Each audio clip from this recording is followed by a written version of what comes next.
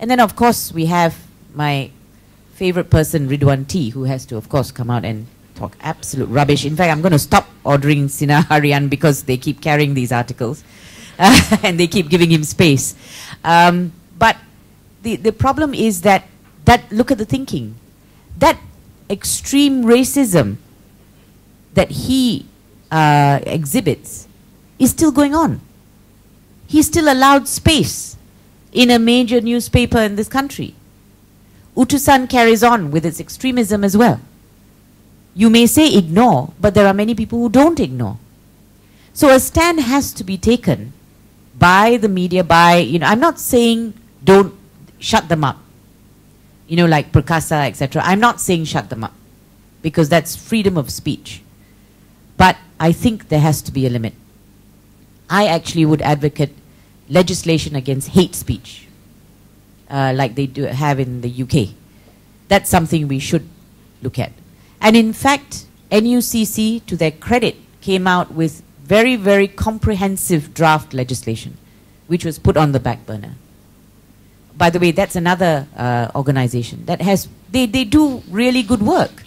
But if the Prime Minister who set it up is not going to back them up in what they do, then what's the point?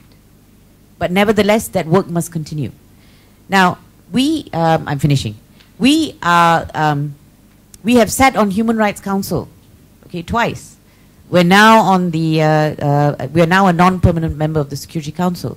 We have these international positions, and I think because of that, we can hold the government to a higher standard. We're entitled to do that, because if we're going to take these positions, then our standards on human rights must go up. Now, I think maybe I will end with this. The One Malaysia, good idea, but unfortunately, never really, there was no sincerity in implementing One Malaysia. That's my view. It's a pity, actually. But what I can say is that people became One Malaysia in many instances, like in the Bersih rallies. In many of the rallies, in many instances, people did it themselves because Malaysians basically want to live together. They want to get on with life.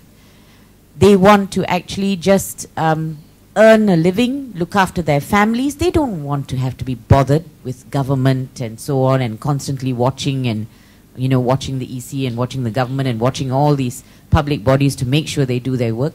They just want them to do their work properly, with integrity, so that they are not bothered with that, so that they can carry on with their lives.